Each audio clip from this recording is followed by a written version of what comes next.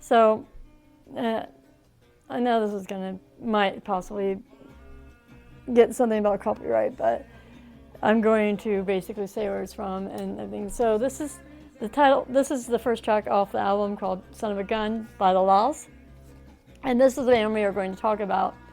It's not as in depth of a behind the music story as I would like to. So if you're interested in the band or anything about why they only put out one album beyond what I'm going to say, please ask, and I'll try to put a better, more in-depth video together at some point after the kids start back at school where I'm not insanely busy. But so let me kind of try to go through my little checklist here. First of all, it's the Laws, and I believe they are the greatest Britpop band to not have happened. And it's not, it's not the normal, the record companies not really giving them the promotion that they deserved, kind of thing. It's Lee Mavers, the frontman, left, and the I will say excuses that have been left is that he had a kind of anal idea of how things were supposed to sound, and because they didn't sound that way, he was never happy with what they put out, and they missed deadline after deadline after deadline with the record label to put an album out. And There She Goes came out, that's the song, There She Goes, that was a hit over here from There She Goes. And if you're listening to this now, you know it sounds nothing like that song.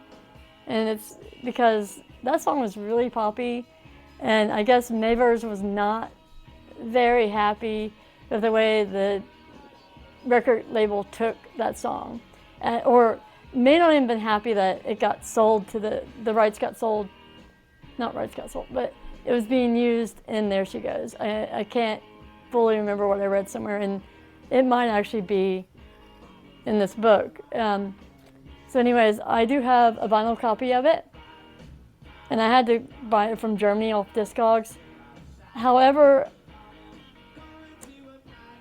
it's a vinyl record basically. It just sounds like somebody threw whatever on it. It sounds better than some of them, but the production's not really all that great on it. However, the deluxe version of the special SHM CD from Japan, I think sounds the best. I would go off and try to find that if you want to buy a copy of the album, or stream it. I mean, streaming it works just fine too. Just if you like what you're hearing, I'd say go hear more, and definitely the deluxe version, because there's some demos and live songs on there. And I think if you were going to group them with a contemporary band, I think they sounded like Stone Roses a bit. Oh, and definitely Oasis, And going back to the 60s, I would say kind of that Rolling Stones, The Who, that kind of thing. So if you like those bands, you might enjoy them and enjoy what you hear. But unfortunately, this album is all we have. There's nothing else out there, as far as I know. I mean, I've looked just to see, curiosity-wise, if there was anything else out there, and I haven't seen it. Who knows, maybe they'll put a special anniversary out somewhere in the world where they were more famous than they were here in the States. So, anyways, the band came from Liverpool. They were formed in 1983, 1984 by Mike Badger. And he said he had a dream, and that's how he came up with the name, but I'm guessing there's sort of some inside joke type thing of maybe he was a fan of somebody that had this idea of Lol something. And that's how the band started. And he met Lee Mavers, and Lee Mavers was an art student. And that in itself is yeah, I get it. There's some musicians out there that are out there for the fun of it. They just love their guitars, they just love the piano, they just love the drums or whatever, and they want to put a band together, and they sound great, and they want to improve. I mean, like the Beatles, you know? But then there's also the other people out there that are kind of anal about their sound. I mean, yeah, you gotta be a little bit like, we need to sound good. But like if there's gonna be a hum of a fan or a refrigerator, these are examples I read in that book or either off of an interview online about Lee Mavers. Basically, it's like everything just had to sound right, and it had to have a certain way. So like white noise had to have a certain sound to it, and it just paints him as an a-hole a little bit. So I don't know. And I mean, his attitude towards the Laws afterwards too, he wants nothing to do with the success this had. And we're lucky. We are lucky to be able to have this album in general past 1990 something when it came out, 1996. But like Lee Mavers and the band, because of Lee Mavers' anal tendencies towards sound, they kept putting off the deadlines that the record label kept giving them. And the rest of the band was getting pissed off at Mavers for not just nailing down what he wanted. And I mean, they're like, we gotta get something out. This record label wants to put us out. And they probably knew what they were. They probably knew what they had in their sound. They had to. So, yeah, but we've only got this one album, so 12 songs or so. I think it's like 12 songs to hear what they could have done. But I mean, yeah, if there was a multiverse out there, I wonder if we could go to a dimension that they actually survived and made it through to a sophomore album. And if the people that were fans of them, like they are here, would feel the same. You know, do they still think they could have been the greatest Britpop band that had never happened if they only put 2 to 3 albums out, kind of thing? So, I don't know. But I agree with the people that said this is the greatest Britpop band that never happened, right here. And I'm going to stop there because there's not really much more I can go into. And like I said, if you want more details, please let me know down in the comments. And I will definitely go off and do a little bit more research and not put that video out until I have nailed down exactly what I want to say and exactly what I want to put forth to you. Hopefully something what I feel like is more like the truth behind all the interviews and the stories that these people put together. And sorry, I'm going to try to hold off that. So it's a shame that they didn't go forward, but at the same time, at least we have this. And please like, subscribe, turn those notifications on. But if I'm still too new for you right now to decide if you want to follow me that way, please at least subscribe, support me, and like my videos. Help get them out there, and hopefully things will go well. And I do apologize that I'm still using my phone. I will get my camera eventually sorted out, and I'm almost there. I'm understanding videography a little bit more. I have been a photographer, like amateur photographer, for the past 20 or so years, but I kind of feel like videography is a little bit different because the shutter stays open and it just kind of is not sort of as important or as defining to the exposure as it would be in still photography. So we're going to go from there. But next week, I think I said at the beginning that I'm going to try to do it as my top 5 albums or bands that I feel are little known or not a lot of people have heard of them. This is one of them. Maybe I'll maybe I will fill that space with another one that was like a honorable mention. Maybe I'll do a top 10. It depends on what my brain can put together, but I can do at least 5. Excuse me. And we'll sort of talk about those albums, what they meant to me, why I like them. The last one on the list is definitely one that I'm not a huge fan of now, just because, I mean, it's good music and I would listen to it, but it's kind of slow, and it was probably more of an adult kind of music than a 14-year-old would like, 15-year-old would like, but I did end up liking it back then more than I do now, and it was sort of something that I put on to sort of listen to go to bed. But it was very different, and the artist is known for other things. The artist is also Czechoslovakian, I think, or Slavic, from one of those kind of countries. And she has a song at the very end that she does in her native language, and it's really cool. And that's the only reason why it's still sort of on my top albums that I would talk about and I would suggest to other people. So that's just a little sneak preview for next week, and hopefully I can sort of piece together a checklist for that one this weekend, maybe a little bit of a script as well. It depends on how busy this weekend is, although I think we got most of the back to school stuff done this week. And so please like, subscribe, come back next week.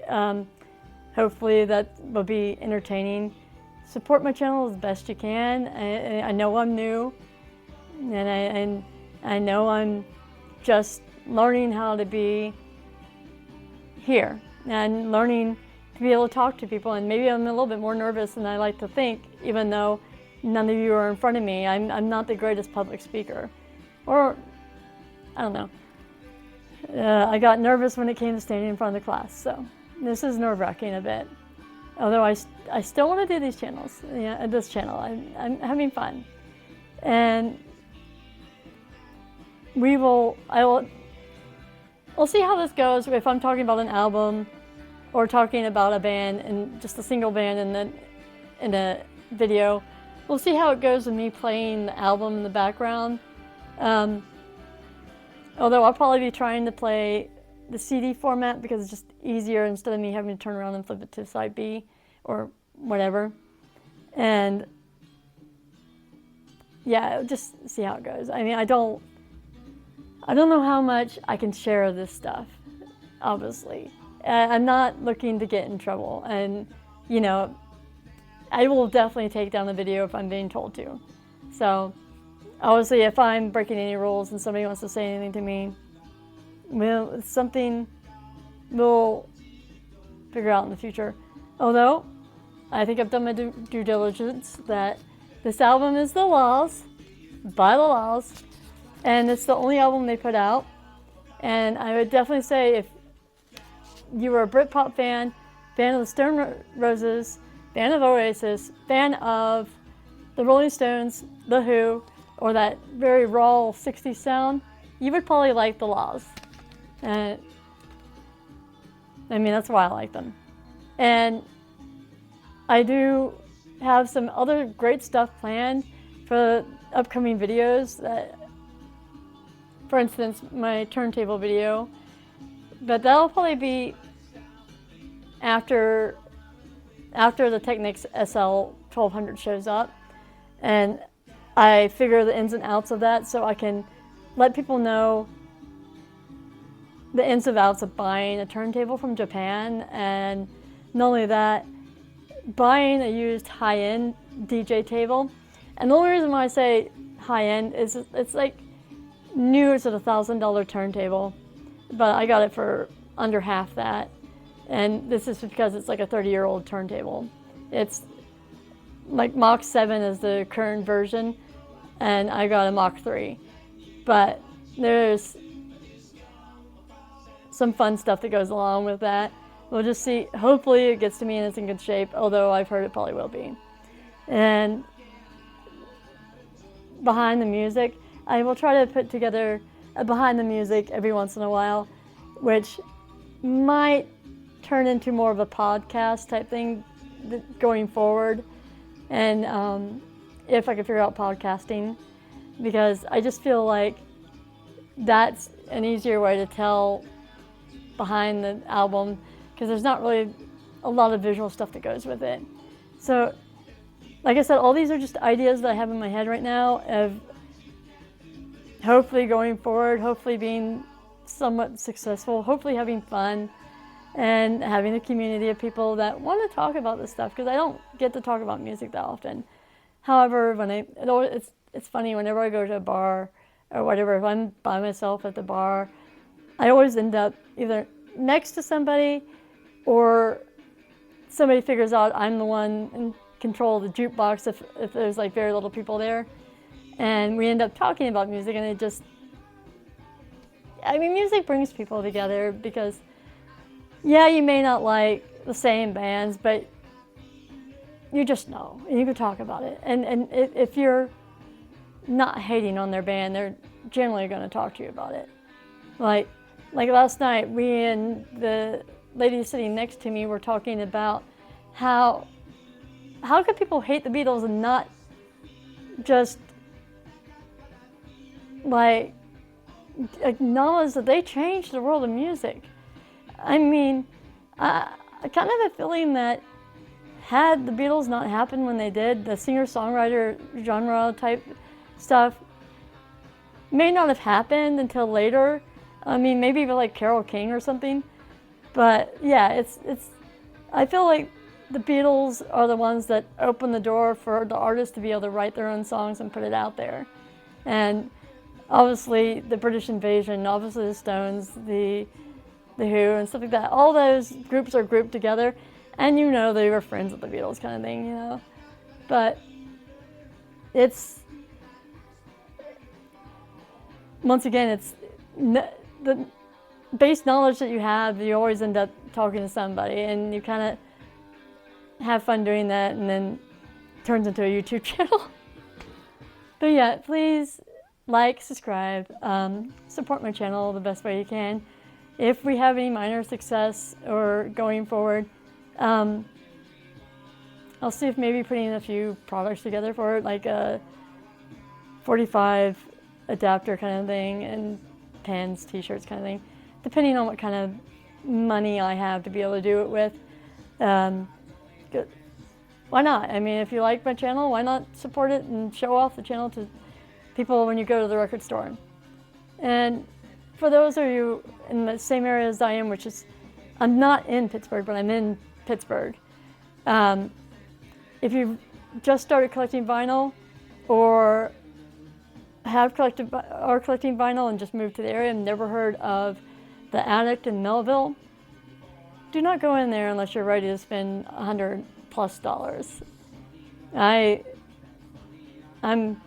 I'm guilty of at least twice out of the 5 times I've been there over the past 3 years of spending $300+ in one trip. Not happy, and definitely guilty of it, but I don't regret it. I mean, it's like I don't regret buying what I bought, but I'm not happy I spent so much money in one go on records and music. But then again, that's me. That's me. So please have a good week. Come back next week. We'll have that top 5 together.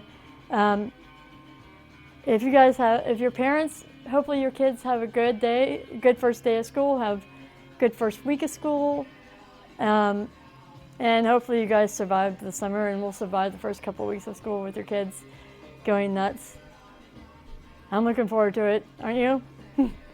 So yeah, please like, subscribe, have a good day, turn notifications on if you want to be warned about me putting out a video. Bye!